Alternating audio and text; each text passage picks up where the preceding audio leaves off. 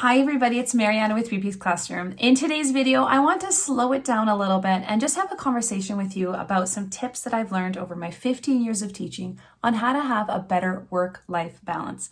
Now, hi, if you're new here, I'm Mariana and I am a teacher here in Alberta, Canada, and I love to make helpful YouTube videos for other educators just like you. If you're watching this in real time, December is a crazy busy month. There's so much happening.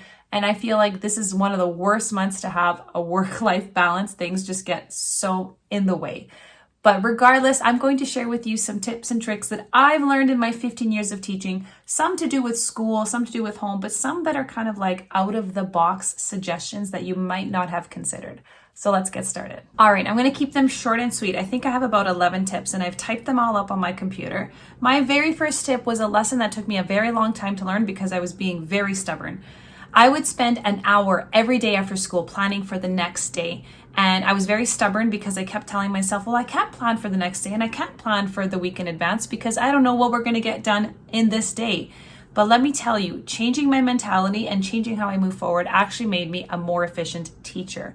So I would make sure that I planned every subject one at a time. And I started by doing this for the current day, like for the next day's lesson and the day after. So for 2 days, I would look at language arts and I'd say, okay, what do we need to cover on Tuesday, for example? And then what do we need to cover on Wednesday?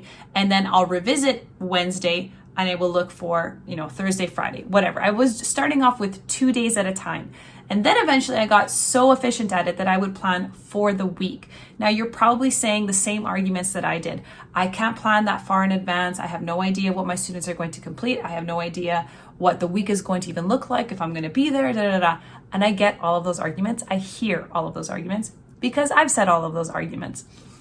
But that's why you build in flex time a little bit every day, maybe 10, 15 minutes where the students work on catching up, or you build in a whole time frame on Friday where students work on unfinished work. And that way, you at least have a chunk of time on Friday where the kids can work on whatever they missed on Monday or things like that. So my number one tip is to batch plan per subject. Take out language arts and batch plan. I challenge you to do it. Plan out what you're going to teach on Monday, plan out what you're going to teach on Tuesday, and then plan on Wednesday. And just start with those 3 days and see how it goes and see how that makes you feel. I promise you, if you give it some time and you work at it, it will free up so much of your time planning. I've gotten so efficient at this that not only did I cut my planning time tremendously, I used to go from 1 hour every day planning to now I sit down at the start of the week. I sit down on Mondays after school. I spend 1 hour and I plan Tuesday, Wednesday, Thursday, Friday, and the following Monday so that I don't have to think about it over the weekend. Friday, when the kids have flex time, that's when I look at my plan for Monday and just make sure that we are good to go. Now, let's say, for example, something does happen and you didn't quite get to that lesson. That's okay. You're going to circle it on today because you missed it, and you're going to bump it to Tuesday, and you're going to say, I need to make sure that I get this done. And if we happen to get it done in time, then I can start a little bit about what I wanted on Tuesday, and that's how you kind of fit it in. So number one tip is to batch plan by subject. All right, my next tip is to try and make sure that you assess, like you mark something and put it into your online gradebook or whatever. Try to do that once a week. And I know that doesn't sound like a lot, like, okay, I'm going to plan one lessons assessment in one subject, like language arts. What about math, science, social, whatever? And again, you can easily dismiss that. But if you just plan one assessment to put into your gradebook a week, then when it comes time to report cards, you've already inputted 1, 2, 3, 4, 5, 6, 7 assessments. How amazing would that be? So make it a habit that by the end of Wednesday or by the end of Thursday, because you don't want to think about it for the weekend, by the end of that day, you have marked and put in the assessment into your online gradebook. Trust me, when you get in the habit of doing that, you will save yourself some time. All right, another tip, and this is going to be a little bit out of the box, but something that I do as well with my students is it's really hard to fit in like a workout schedule, and everyone is going to tell you that working out is what you need for your mental health and da-da-da. But when you've got 2 kids at home and you work a full-time job and you have to take care of the house, planning 30 minutes for yourself sounds easy, but it isn't. And it's really easy to let that fall through the cracks. So if you're already doing it at school, you'll save yourself some time. If you tell your students to go run 2 laps, Go run 2 laps. Go walk once around the gym. Something. Get your heart rate up a little bit so that you get a little bit of physical activity. Just getting in a little bit of physical activity will help your mental health tremendously. So when you're in the gym, run some laps with the kids or play the game with the kids. What I like to do is when I do a body break in the classroom, I do it right there with my students. I'm doing the squats. I'm doing the jumping jacks. I'm doing the push-ups. I know the floors are dirty, but I'm doing them because I know when I come home after a long day of work and I've got 2 kids to run around and chase and I've got to drive my daughter to her dance lessons and I've got to get supper going and, my husband's working late or whatever, that I know I can do at school. I can work out at least a little bit with my students. And yeah, maybe it's only 5 minutes total. That's 5 minutes more than I was doing before. Another tip, and this has to do a lot with decision fatigue. By the time you come home for the day, you do not want to be thinking about what to cook for dinner. So my tip for you is to meal plan for the week at least. What I do is I sit down with my meal plan for a month. I bring out the calendar. It's the start of the month. All right, what do I want to eat on this day? What do I want to eat on this day? My husband and I, we both cook 50-50. He takes, I take Monday and Thursdays and he cooks Tuesdays and Wednesdays. That way we know when the other partner is in the kitchen, the other one is making sure that the kids are doing their whatever activities, they're playing with the kids, doesn't matter. So, but meal plan strategically so that you will have leftovers to make yourself 4 lunches. Because let me tell you, nothing is worse than working a full-time job and when it gets to lunchtime and you're excited for a break, but you're not excited to eat your lunch. That sucks a lot.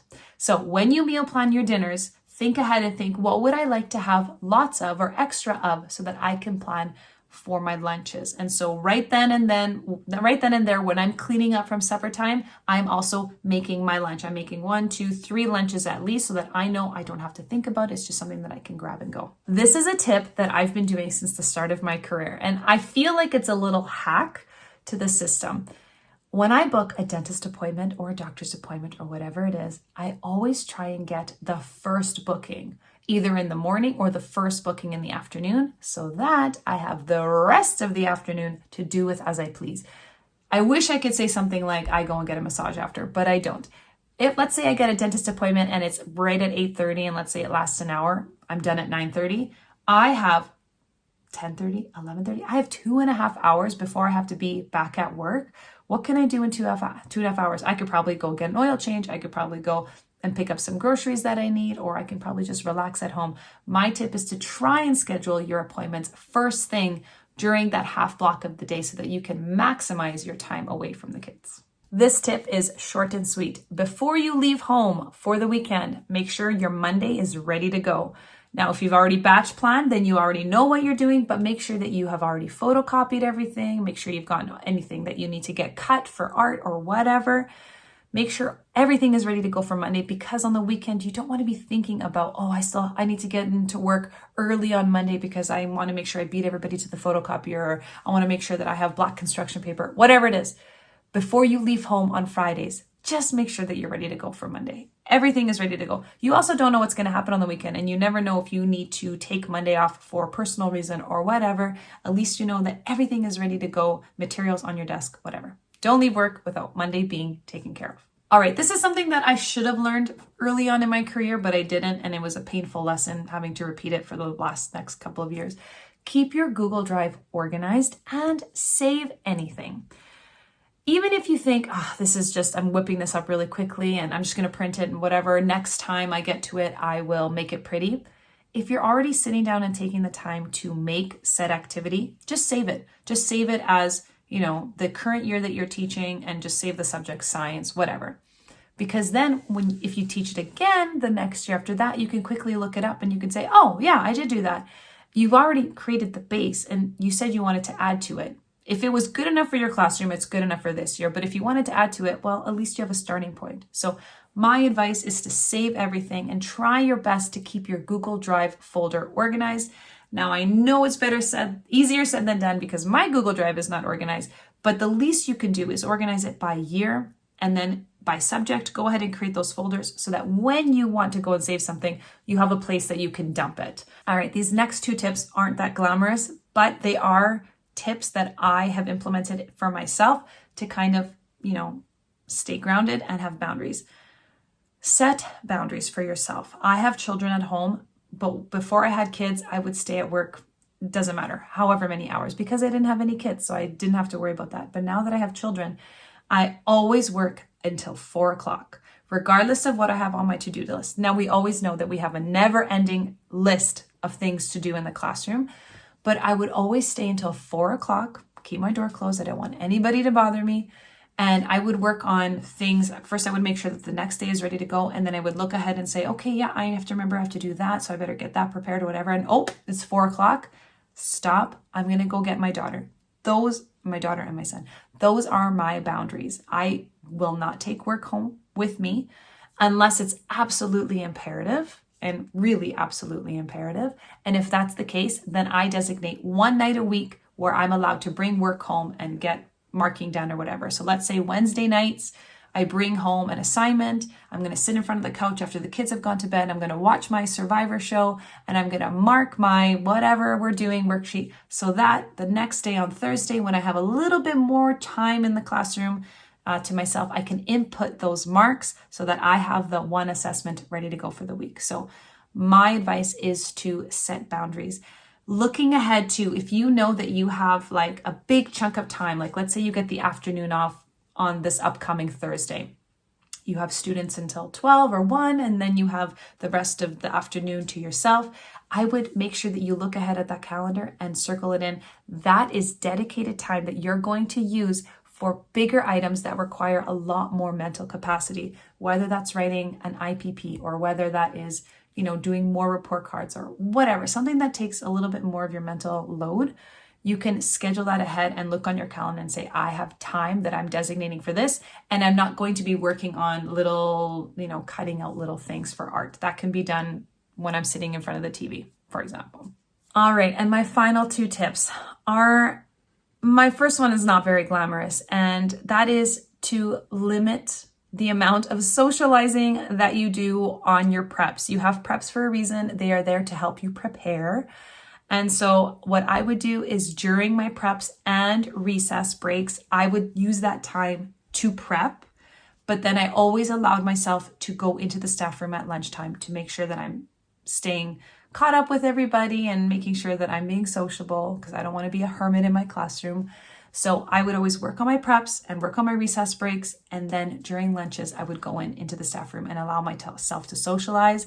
I also would avoid those teachers, and we know who they are. I would avoid those teachers that like to just gossip and gab all the time, because that does eat up a lot of my time. Not to mention, I don't really like gossiping, and that just eats up too much of my time. So that is my tip for you, to avoid those time sinks, because you won't get that time back. And we are given those preps for the reason. All right. And my last tip doesn't happen every year, but if it is possible, I highly recommend that you take advantage of it. And that is to collaborate with your grade partner. One year, there were 3 of us that taught grade 3, and we were down this end of the hallway, and all of our names actually started with an M. It was so fun. We were the 3 M's. It was really fun. Anyways, we all collaborated, and we would all talk about what we were doing in this subject and this subject, and then they would have this idea. But at the bare bones minimum, if I was planning a lesson and my grade partners loved that idea, I would go ahead and make extra copies for their kids. That saved them time. And then they would repay the favor. If they were doing this math activity and they had extras or whatever, they would give them to me. That's the bare bones. Sometimes you get a stellar year where you agree with your grade partner and you say, I'm going to teach your kids social if you can teach my kids science. And then that way you trade subjects, and I get to teach 2 social classes, which I love. So I'm already planning for my class for social. I might as well teach their class as well. And then I don't even have to think about science because the other teacher is taking care of it.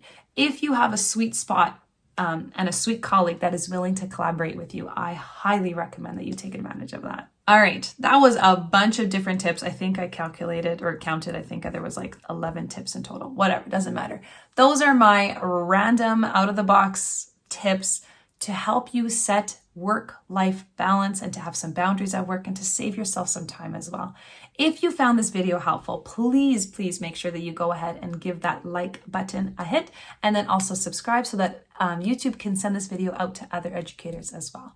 Thank you so much for being here, everybody. I hope you're having a wonderful December if you're watching this in real time. Otherwise, I hope you're having a wonderful day, and I'll catch you guys in the next video. Bye.